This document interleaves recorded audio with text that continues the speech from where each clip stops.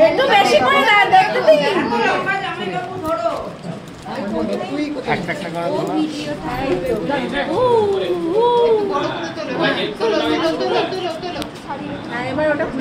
হ্যাঁ ভেতর দিয়ে আগে প্রথমে এমনি দিই